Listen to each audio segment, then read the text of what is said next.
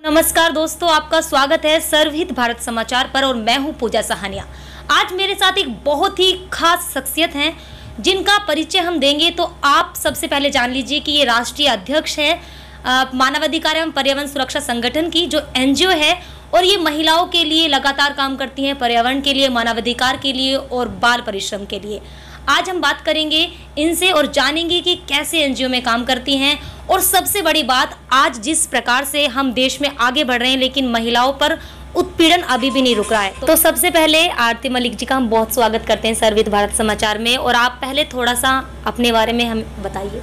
नमस्कार, मेरा नाम आरती मलिक है। मैं मानवाधिकार एवं पर्यावरण सुरक्षा संगठन की संस्थापक हूँ और राष्ट्रीय अध्यक्ष हूँ, और वैसे मैं राष्ट्रीय लोकदल पार्टी से जिला अध्यक्ष हूँ महिला प्रकोष्ठ। जी मैम, सबसे पहले एनजीओ के बारे में आपसे पूछेंगे कि आपका एनजीओ कैसे काम करता है। पहला सवाल ये। देखिए, हमारा जो एनजीओ है वो 5 मुद्दों को लेकर काम कर रहा है। मानवाधिकार, भ्रष्टाचार, महिला उत्पीड़न, बाल श्रम और पर्यावरण, इन्हीं को लेकर हम काम कर रहे हैं। हमारी पूरी टीम है जो सारी इसमें काम करती है। अच्छा मैम, महिला उत्पीड़न की यदि हम बात करें तो ग्रामीण क्षेत्र में, हम मेरठ में फिलहाल बैठे हुए हैं, तो मेरठ की स्थिति हर कोई जानता है कि किस प्रकार से महिलाओं पर उत्पीड़न होता है। बागपत क्षेत्र की बात करें, महिला 7 बजे के बाद घर से बाहर भी नहीं निकल सकती हैं। आज भी ये हाल है, इस बारे में आप बताइए थोड़ा। देखिए, महिलाएं किसी भी क्षेत्र में हो, उनका हर तरफ शोषण है। चाहे वो कामकाजी हैं, प्राइवेट जॉब पे हैं या गवर्नमेंट जॉब पे हैं, उन्हें कहीं ना कहीं शोषण का सामना करना ही पड़ रहा है। और घरेलू स्थिति तो इतनी खराब है महिलाओं की कि बहुत ज़्यादा पीड़ित है। अच्छा, तो उसके लिए आपका एनजीओ कैसे काम कर रहा है? देखिए, जैसे कोई पीड़ित महिला होती है, उसकी कॉल आती है, तो हम क्या करते हैं, प्रशासन की सहायता से उसको सहायता प्रदान कराते हैं। अच्छा, तो ये बहुत अच्छा काम है कि ये महिलाओं को सुरक्षा प्रदान कर रही हैं। बाल विकास और परिश्रम की बात करें, बाल मजदूरी भी बढ़ रही है। देखिए, जो आंकड़े हैं, जो जमीनी स्तर पर आंकड़े हैं, वो सब जानते हैं, वो आप भी जानते हैं और हम भी जानते हैं। इसलिए सीधा बात करेंगे कि आप कैसे बाल मजदूरी पर काम कर रही हैं, मानवाधिकार पे काम कर रही हैं, आपका एनजीओ किस तरह से अपना एफर्ट दे रहा है। देखिए, बाल श्रम की जो बात है वो जो है 12 साल से कम उम्र के जब बच्चे काम करते हैं तो उसको बाल श्रम की उसमें लाया जाता है। कुछ होता है, कुछ बच्चे जो है मजबूरीवश काम कर रहे हैं, जिनके परिवार में कोई पालनहार नहीं है, तो उस मजबूरी को लेकर काम कर रही हैं। तो हम क्या करते हैं, उनको मतलब उनको जो है जागरूक करते हैं कि भाई सबसे पहले एक बच्चे की क्या वो है, शिक्षा, कि उसको शिक्षा मिलनी चाहिए। तो हम क्या करते हैं, अपने पास से उसको बुक्स प्रोवाइड करा कर किसी भी गवर्नमेंट स्कूल में उसको एडमिट कराते हैं। अच्छा, तो ये आप कर रहे हैं कि पहले उसकी जिम्मेदारी उठाएंगे, आप शिक्षा उसे प्रदान कराएंगे। कई बार क्या होता है मैम, मजबूरी में बहुत सारे लोग काम करते हैं, बच्चे काम करते हैं, कराया जाता है, उनके लिए आपका कुछ एक मैसेज कि आप पहुँचा सकें उन तक। देखिए, ये जो बच्चे हैं जिनके पास पेरेंट्स नहीं है, मैं चाहती हूँ गवर्नमेंट उनको एक्वायर करे, उनकी जो है जिम्मेदारी गवर्नमेंट उठाए, उनको शिक्षा और उनके पालन पोषण की जिम्मेदारी उठाए। चाहे उनके परिवार को कुछ, जैसे आप बोलते हैं, जैसे पेंशन मिलती है महिलाओं को, विधवा पेंशन मिलती है, तो ऐसे उन बच्चों को भी पेंशन मिलनी चाहिए, जिससे वो अपना कम से कम शिक्षित तो हो सके। तो ये तो बिल्कुल सही बात है कि अगर पेंशन की बात करें, कम से कम उन्हें खुद के लिए कमाना नहीं पड़ेगा। शिक्षा की बात करेंगे तो कम से कम उन्हें कमाना नहीं पड़ेगा। हालांकि गवर्नमेंट जो भी दे रही है उसके बाद भी ये रहता है कि वो कुछ कमा के दें। उसमें सबसे महत्वपूर्ण बात मैम ने कही है कि उन्हें कुछ पेंशन के तौर पे दिया जाए। अब अगली समस्या को लेकर बात करें, भ्रष्टाचार पर आप हमें बताइए, क्योंकि भ्रष्टाचार जिस तरह से फैल रहा है, गवर्नमेंट क्या कहती है, आपके क्या विचार हैं ये सब?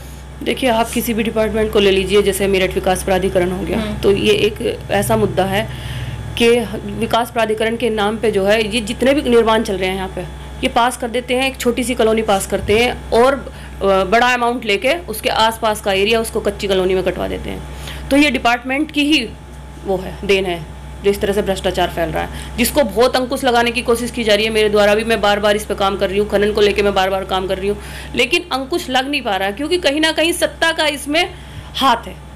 अच्छा, तो साफ तौर पर आप कह रहे हैं कि सत्ता का हाथ है। अब यदि हम विपक्ष पे जाए, आपकी सरकार में आपके जब विधायक थे, आरएलडी से आप हैं, सबसे बड़ी बात यह है कि आरएलडी एक ऐसा संगठन है, एक ऐसी पार्टी जो किसानों के महिषा कहे जाते हैं, मसीहा उन्हें बताया जाता है। उन्हें बताया जाता है कि किसानों के लिए केवल काम करते हैं, किसान इनकी सबसे पहली प्रायोरिटी है। आपको यदि हम बात करें आरएलडी के बारे में, तो 1998 में अजीत सिंह जी ने इसका निर्माण किया था, और उसके बाद आरएलडी जैसे काम कर रही थी, अभी थोड़ा सा कम है, लेकिन आरएलडी में भ्रष्टाचार और अब बीजेपी में भ्रष्टाचार, इसके बारे में आपका क्या कहना है? देखिए, आरएलडी के जो भी विधायक हैं, जो भी रहे हैं पहले, आप उनका एक बार स्टेटस उठा के देखिए, कोई भी ऐसा क्राइम से पीड़ित मतलब नहीं है। लिप्त नहीं पाया जाएगा क्राइम से। तो और अब बीजेपी में आप किसी भी विधायक को, किसी भी सांसद को उठा के देख लीजिए, उन पर इतने मुकदमे मिलेंगे आप सोच भी नहीं सकते। महिलाओं से संबंधित मुकदमे अलग, मुकदमे उन पर अलग। आप देखिए जब बीजेपी गवर्नमेंट आई थी तो सबसे पहले क्या क्या था कि गोकसी बंद करेंगे। क्या आप बताइए गोकसी का जो स्तर है वो कम हो गया है क्या? ये तो आंकड़े तो देखिए क्या कहते हैं, बीजेपी के आंकड़े तो ये कह रहे हैं कि हमने जो कहा वो कर दिया। लेकिन इसके बारे में अब आरएलडी आप नेता हैं, ये जिला अध्यक्ष संभाल रही हैं, उसका पूरा जिले का इनका काम है, महिला प्रकोष्ठ है। तो उसमें सबसे पहला सवाल तो यही आता है कि जिला स्तर पर जो आप काम कर रही हैं आरएलडी के लिए, उसमें आरएलडी का अगला कदम क्या होगा? क्योंकि 2022 आ रहा है, समय बिल्कुल भी नहीं है, उसमें आपकी तैयारियां कैसे? देखिए पूरा जो हमने अपना घोषणा पत्र या संकल्प पत्र जो बनाया है वो सभी वर्गों की समस्याओं को लेके बनाया है, जिन पे पूर्ण रूप से काम किया जाएगा। 100% आप? हाँ जी बिल्कुल 100%, क्योंकि सबकी समस्याओं से ही मिलकर जो घोषणा पत्र बना है तो वो सबकी समस्याओं को मद्देनजर रख के ही बनाया है। और उस आपका गठबंधन है, तो इस बारे में आपको पार्टी की अभी सीट की जानकारी मैं आपको नहीं दे पाऊंगी। हाँ, क्योंकि अभी समय भी नहीं है ये देने का। तो अगर आरएलडी की बात हम करें तो जिस तरह से अजीत सिंह जी को हम इस बार खोया है, और सब जानते हैं कोरोना में कितना बुरा हाल हुआ, तो कैसे कहा गया था, उस पर आप थोड़ा सा हमें बताइए। एक मैं आपको छोटा सा वाक्य बताऊंगी। एक महिला टीचर थी जो कोरोना से पीड़ित थी, तो उनकी फैमिली का मुझे कॉल आती है कि भाई हमें ऑक्सीजन बेड की, वेंटिलेटर की व्यवस्था कराइए। तो आप यकीन नहीं करोगे, ऐसा कोई विधायक, ऐसा कोई सांसद नहीं था मैं जिसको मैंने कॉल ना की हो। डीएम साहब तक को मैंने कॉल की कि एक वेंटिलेटर मिल जाए, लेकिन वेंटिलेटर नहीं मिला था ऑक्सीजन वाला। तो आप खुद सोच सकते हो, जब एक टीचर को जो इतना टैक्स भरती है उसको प्रोवाइड नहीं करा पाए तो आम जनता के लिए क्या कराया होगा? आम जनता के हाल तो देखिए सबको पता है। वो मेरठ में किस तरह से आपने कोरोना को फेस किया था, क्योंकि आपके ऊपर बहुत सारी जिम्मेदारियां होंगी। आप एनजीओ चला रही हैं, आप आरएलडी से हैं, विपक्ष से सब उम्मीद करते हैं कि हमारे लिए कुछ करेगी। जब कोरोना की समस्या पहली बार आई थी 2020 में, जब लॉकडाउन लगा था, तो लोगों के पास क्या हुआ था, खाने की व्यवस्था कम पड़ी थी। क्योंकि बहुत से लोग ऐसे हैं जो अर्न टू माउथ हैं, उन लोगों को जब वो बाहर ही नहीं गए तो कमाएंगे क्या और खाएंगे क्या? रेडी पटरी वाले। हाँ रेडी पटरी, बहुत लोगों के बिजनेस ही ठप हो गए थे जो। तो उसमें क्या किया था हमने, 3 महीने तक कंटिन्यू खाना बना के घर से उन लोगों तक पहुँचाया था। अच्छा, अब एक सवाल बेरोजगारी को लेके, बेरोजगारी बढ़ रही है, जमीनी स्तर पर आप देख सकते हैं कि लोग परेशान हैं, नौकरी बिल्कुल भी नहीं है। सरकार कुछ भी कहे, आरएलडी इसके बारे में क्या करेगी? विपक्ष किस तरह से इसमें दबाव दे रहा है कि नौकरियां मिलें?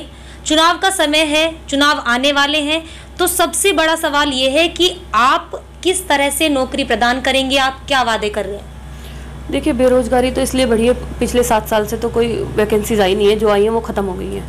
ठीक है, तब से मोदी सरकार, तब से सीधी बात है, मोदी सरकार आई है तब से जो है बेरोजगारी साफ बढ़ी है। आप बताइए, जो बच्चे 25 साल के थे वो 7 साल में 32 साल के हो गए हैं, वो अपना एक भी अटेम्प्ट देंगे तो क्या उनका सिलेक्शन हो जाएगा? बहुत ही रेयर है ना, वो तो बेरोजगार होकर बैठ गए।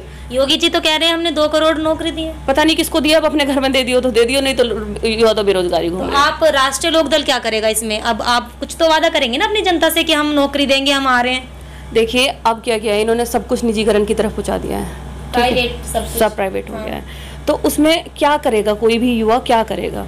आज तक इन्होंने बताया कि 70 साल में कुछ नहीं हुआ था देश में। आपकी गठबंधन की सरकार बनेगी तो आप क्या बड़ा वादा करेंगे? देखिए सबसे पहला हमारा जो है, मैं महिलाओं के बारे में बात करूंगी। महिला सशक्तिकरण और शिक्षा पे हमारी पार्टी बड़ी जोर शोर से काम करने वाली है। नहीं, रोजगार भी मिलेगा, महिला मतलब युवाओं को रोजगार मिलेगा, ऐसा नहीं है कि रोजगार नहीं मिलेगा। यूपी का इतिहास रहा है कि यहाँ 5 साल से ज़्यादा कोई टिकता नहीं है। जितने भी लोग बने हैं 5 साल, हमेशा मुख्यमंत्री बदलने की आदत है यहाँ पे। तो इस बार पार्टी बदलने का इरादा अगर जनता कर रही है तो उसमें फ़ायदे क्या क्या होंगे? बीजेपी के बारे में वो क्या सोच रहे हैं वो अलग बात है, लेकिन आप उसमें क्या फ़ायदा देंगे? देखिए मैं बताती हूँ, जो पार्टी बदली जाती है, जो मुख्यमंत्री बदला जाता है, ये बिल्कुल एक अहम डिसीजन है, और सत्ता परिवर्तन ही जो है विकास की डोर है। अगर हम किसी को बदलेंगे नहीं तो एक की तानाशाही हो जाएगी, जो आप देख रहे हैं ज़्यादातर तानाशाही चल रही है। तो परिवर्तन अनिवार्य है। तो आपसे बात करके बहुत अच्छा लगा, आपका बहुत धन्यवाद। आपने जो भी कहा उस पर जनता क्या बोलती है कमेंट बॉक्स में आप बताइए। यदि वीडियो पसंद आती है तो लाइक कीजिए, चैनल को सब्सक्राइब कीजिए और देखते रहिए सर्वहित भारत समाचार।